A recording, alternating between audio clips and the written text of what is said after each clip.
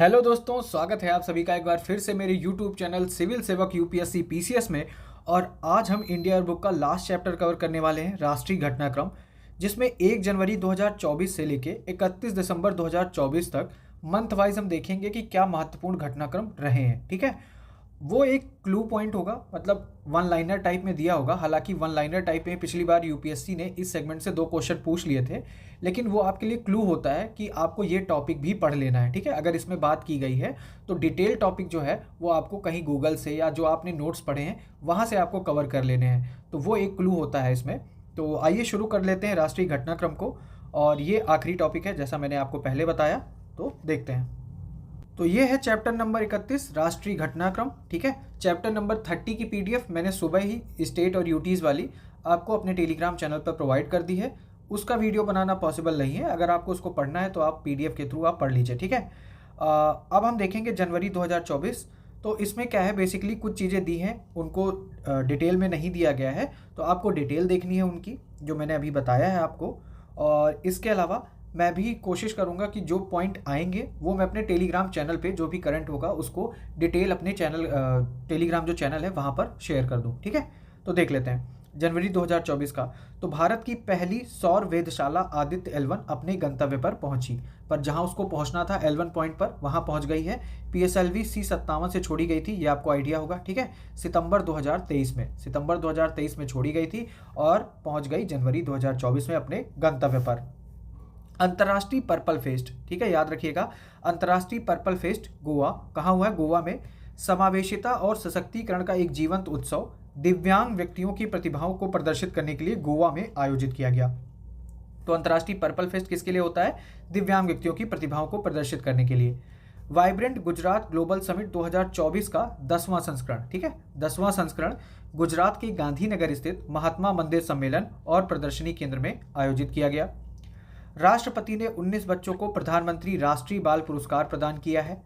खेलो India शीतकालीन खेलों का शुभंकर और लोगो लॉन्च किया गया। काम की चीज़ क्या है कि अब आप ये जो लॉन्च हुआ है खेलो इंडिया शीतकालीन खेल, इसके क्या क्या रिजल्ट रहे हैं, शुभंकर कौन था और इसका लोगो क्या था। ठीक है, ये आपको पढ़ना है। राष्ट्रीय खेल प्रोत्साहन पुरस्कार 2023 की घोषणा की गई है। मैं यहाँ बताते चल रहा हूँ, जैसे ये चीज़ें आएंगी तो ये मैं अपने टेलीग्राम चैनल पर भी शेयर कर दूंगा। ठीक है, गूगल से सर्च करके आप भी अपनी तरफ से थोड़ी मेहनत कर लीजिएगा। रोहन बोपन्ना ने ऑस्ट्रेलिया के मेलबर्न में ऑस्ट्रेलियन ओपन 2024 में मैथ्यू एबडन के साथ पुरुष युगल का खिताब जीता। फिर गुजरात ने 108 स्थानों पर एक साथ सबसे अधिक लोगों द्वारा सूर्य नमस्कार करने का गिनीज वर्ल्ड रिकॉर्ड बनाया है। फिर अगला है स्वच्छ सर्वेक्षण पुरस्कार प्रदान किए गए हैं, अभी ये लेटेस्ट आने वाला होगा। ठीक है, हालांकि यहाँ पर पिछले साल की बात की गई है। फिर राष्ट्रपति ने खेल और साहसिक पुरस्कार 2023 प्रदान किए। फरवरी 2024 में क्या क्या हुआ है?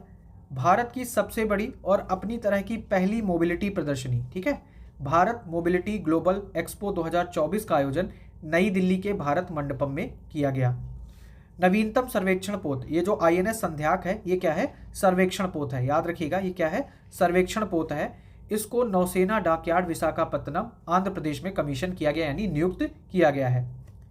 भारत की जनजाति विरासत की समृद्ध विविधता को प्रदर्शित करने वाला आदि महोत्सव, अभी आपने पर्पल फेस देखा था, अब आ गया है आदि महोत्सव 2024। ये नई दिल्ली में आयोजित किया गया, और क्यों किया गया है? जनजाति विरासत की समृद्ध विविधता को प्रदर्शित करने के लिए। फिर आगे देखते हैं। पहली बिम्स्टेक एक्वेटिक्स चैंपियनशिप नई दिल्ली में आयोजित हुई है, पहली है इसलिए इंपॉर्टेंट है, याद रखिएगा, बिम्स्टेक एक्वेटिक्स चैंपियनशिप नई दिल्ली में हुई है। भारतीय टीम ने चीन के निंगबो में आयोजित बैडमिंटन एशिया चैंपियनशिप में महिला टीम ट्रॉफी जीतकर इतिहास रच दिया है। जहां पर इतिहास वर्ड आ जाए, पहली चीज ये आपके लिए इंपॉर्टेंट हो जाती है। ठीक है, उस्ताद जाकिर हुसैन, राकेश चौरसिया, शंकर महादेवन, सेल्वा गणेश V और गणेश राजगोपालन ने सर्वश्रेष्ठ वैश्विक संगीत के लिए ग्रैमी पुरस्कार जीता। देश के पहले स्किल इंडिया सेंटर का उड़ीसा के संबलपुर में उद्घाटन किया गया है, ये इंपॉर्टेंट है, याद रखिएगा, पहला स्किल सेंटर जो है वो उड़ीसा के संबलपुर जिले में उद्घाटित किया गया है। देश में आयोजित होने वाले सबसे बड़े वैश्विक टेक्सटाइल आयोजनों में से एक भारत टेक्स 2024 का आयोजन कहाँ हुआ है? नई दिल्ली में किया गया है, और ये भारत का सबसे बड़ा वैश्विक टेक्सटाइल आयोजन है। फिर मार्च में देखते हैं। पहला राष्ट्रीय रचना पुरस्कार नई दिल्ली में प्रदान किया गया। अब ये दिया किसको गया है ये आप गूगल एक बार कर लीजिएगा। ठीक है, केरल के तिरुवनंतपुरम में सी डैक में भारत के पहले फ्यूचर लैब्स केंद्र का उद्घाटन किया गया है। तो याद रखिएगा, जो भारत का पहला फ्यूचर लैब्स केंद्र है, इसका उद्घाटन कहाँ हुआ है? केरल के तिरुवनंतपुरम में, सी डैक में। फिर प्रसार भारती प्रसारण और प्रसार के लिए साझा ऑडियो विजुअल पीबी शब्द एक समाचार साझाकरण सेवा शुरू की गई है। प्रधानमंत्री श्री नरेंद्र मोदी को भूटान के सर्वोच्च नागरिक सम्मान order of the Drew Gyalpo से सम्मानित किया गया है। तो लगभग 17 या 18 देशों से उनको सम्मान मिला है वहाँ का।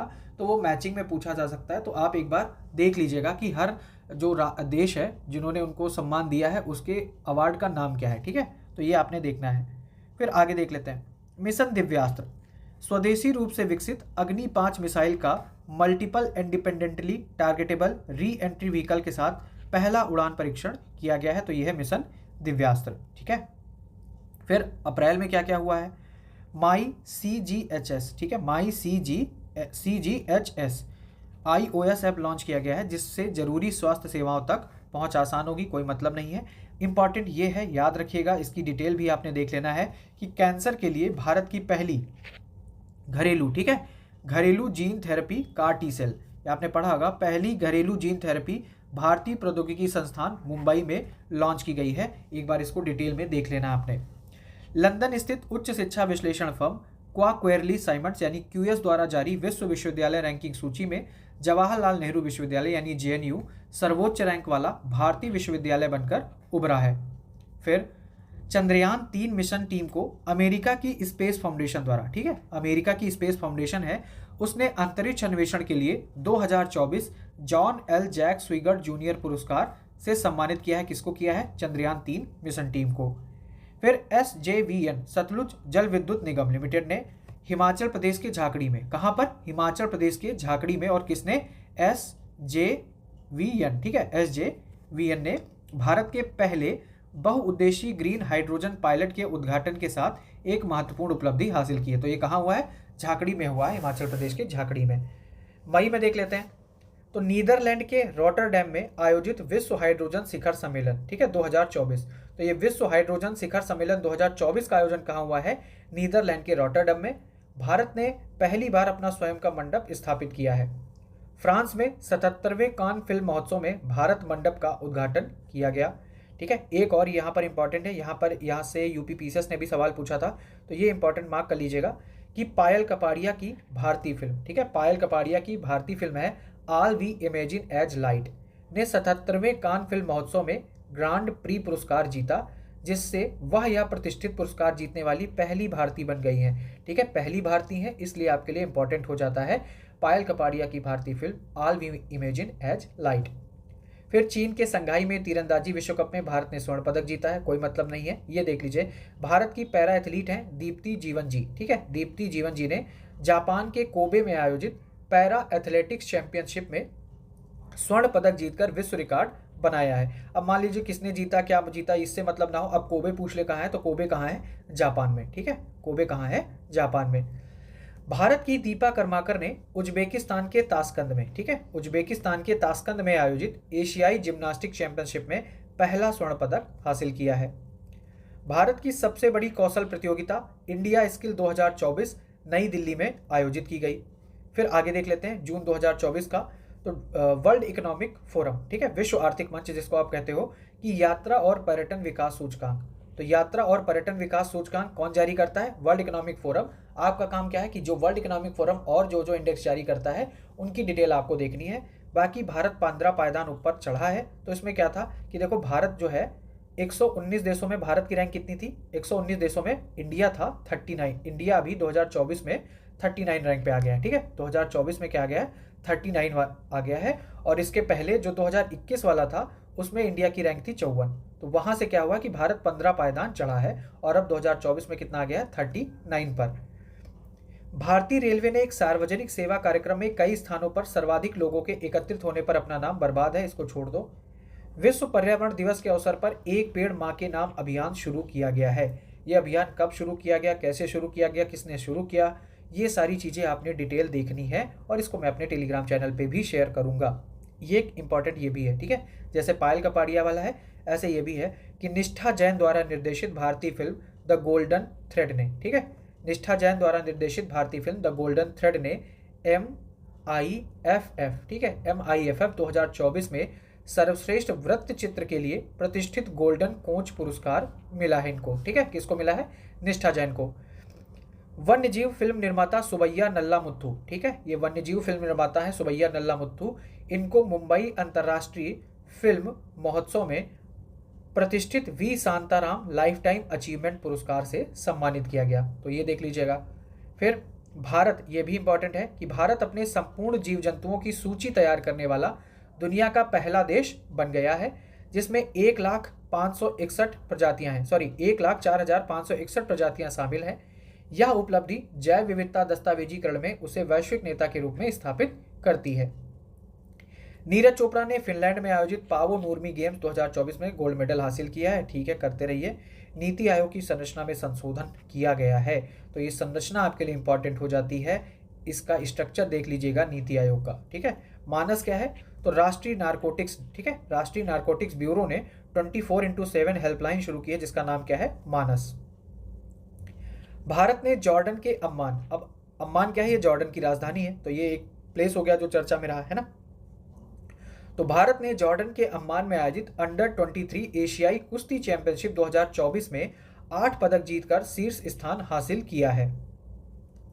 फिर ध्रुव सितवाला ने सऊदी अरब के रियाद में आयोजित एशियाई बिलियर्ड्स चैंपियनशिप में खिताब जीता है, ये भी छोड़ दीजिए, कोई मतलब नहीं है।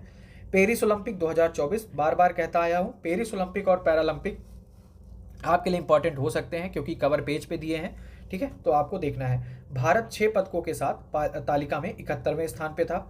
फिर अगस्त में देखते हैं, उच्चतम न्यायालय ने खदानों पर कर लगाने के राज्यों के अधिकार की पुष्टि की है कि जो खदान है उन पर कर लगाने के किसका अधिकार होगा, तो वो राज्यों के अधिकार की पुष्टि की है उच्चतम न्यायालय ने, और रॉयल्टी को कर से अलग किया है, ठीक है। रॉयल्टी अलग बात हो गई, टैक्स अलग बात हो गया।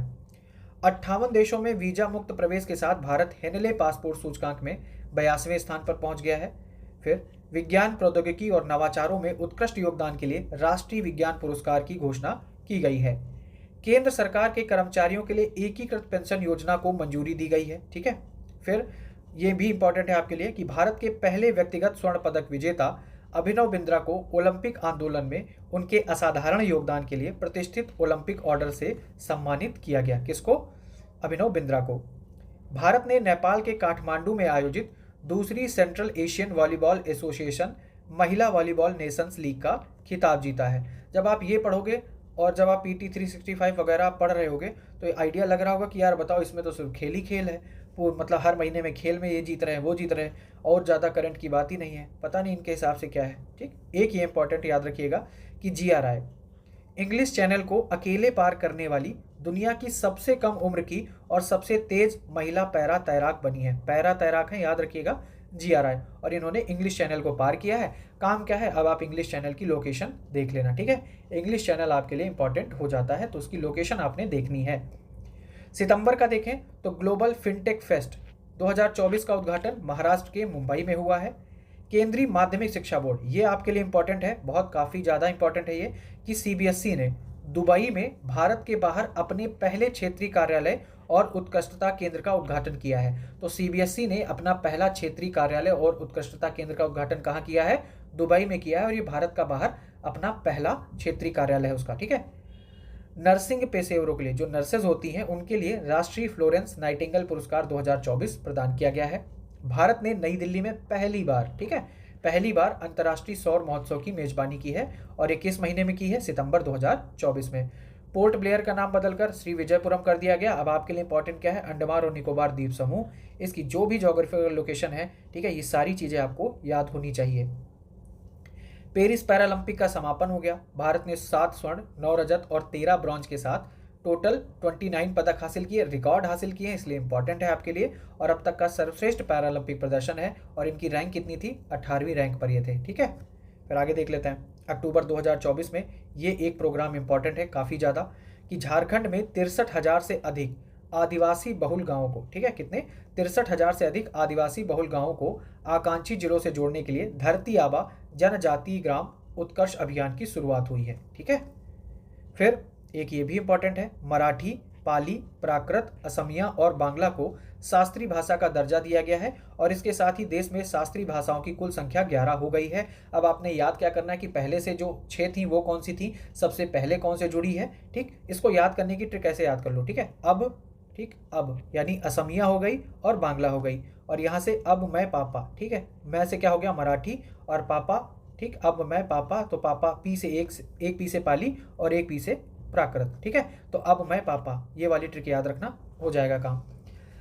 फिर आगे है, आत्मनिर्भरता के लिए खाद्य सुरक्षा प्राप्त करने हेतु सतत कृषि को बढ़ावा देने के लिए प्रधानमंत्री राष्ट्रीय कृषि विकास योजना और कृषोन्नति योजना को मंजूरी दी गई है। किस लिए दी गई है?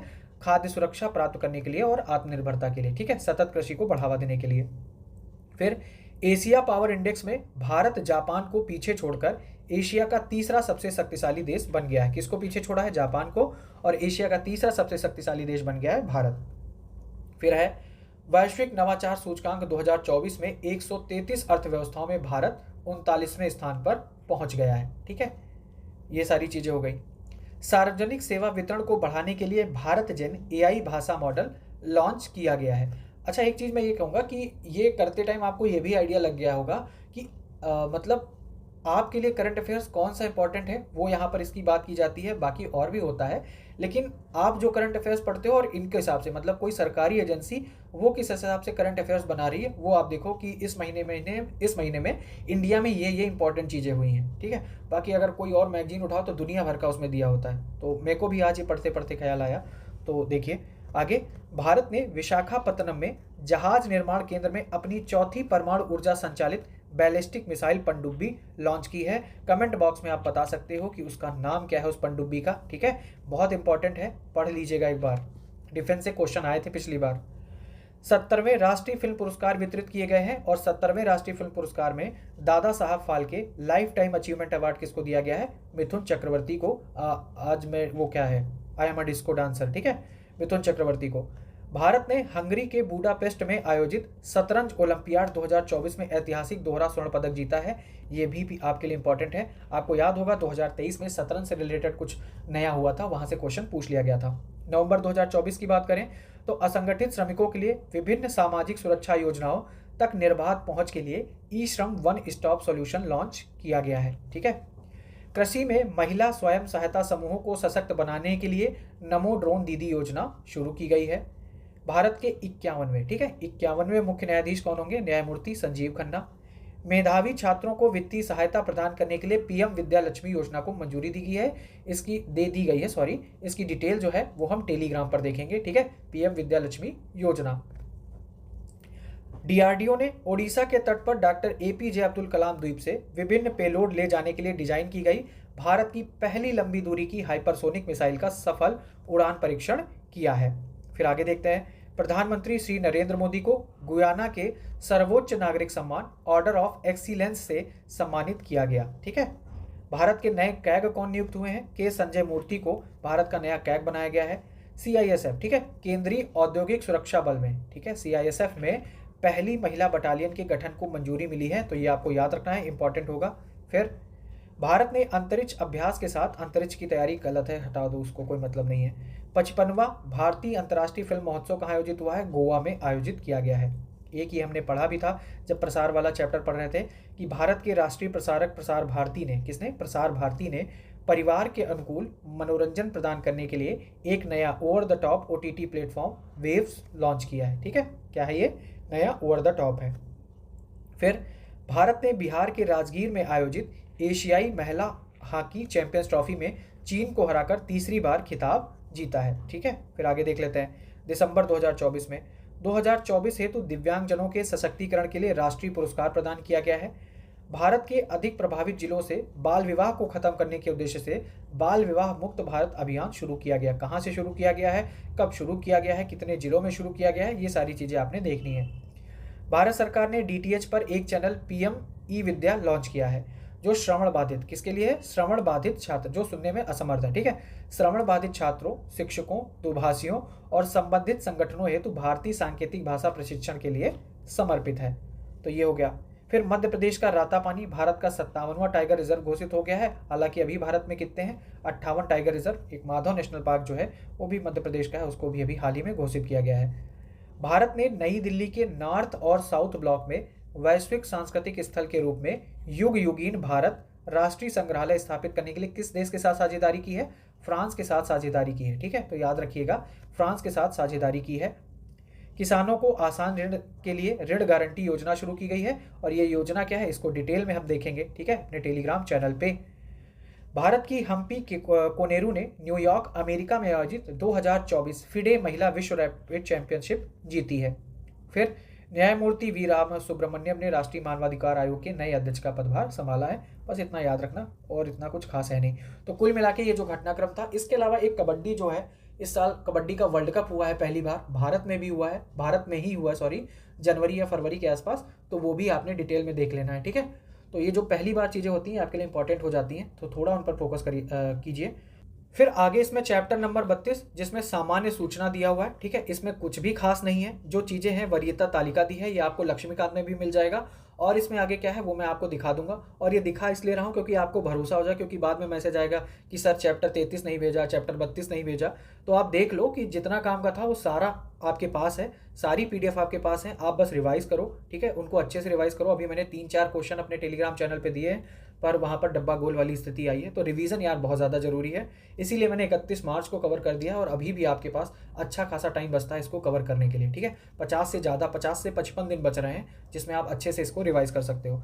वरीयता तालिका से सवाल पूछा गया है, तो एक बार देख लो कि राष्ट्रपति द्वारा अनुमोदित व्यक्तियों की रैंक और वरीयता क्रम इस प्रकार होती है। नंबर 1 पर कौन होता है, राष्ट्रपति होता है।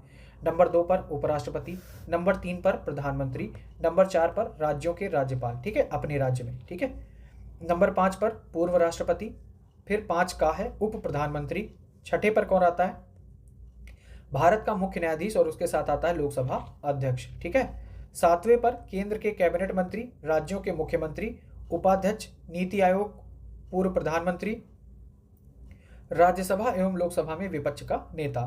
7A पर कौन आता है, भारत रत्न से अलंकृत सम्मानित व्यक्ति इसमें शामिल होता है, ठीक है। 9 नंबर पर शामिल होता है सर्वोच्च न्यायालय के न्यायाधीश, और मुख्य न्यायाधीश किस नंबर पे होते हैं, 6 नंबर पे, जबकि 9 नंबर पर होते हैं सर्वोच्च न्यायालय के न्यायाधीश। इतना देख लीजिए, इससे ज़्यादा कुछ पूछा जाएगा नहीं, देखना हो तो आप यहाँ से देख लेना। बाकी यार यही सारी चीज़ें दी हैं, और फिर इसमें इस वाले सामान्य सूचना चैप्टर में भारत के प्रधानमंत्री, भारत के उपराष्ट्रपति, ठीक है, भारत के मुख्य न्यायाधीश, इनकी सारी बातें, सारी कार्यकाल जो है वो सबके दिए हुए हैं। तो वो उतना काम के लिए हमारे नहीं है, इसलिए मैं उसको छोड़ रहा हूँ।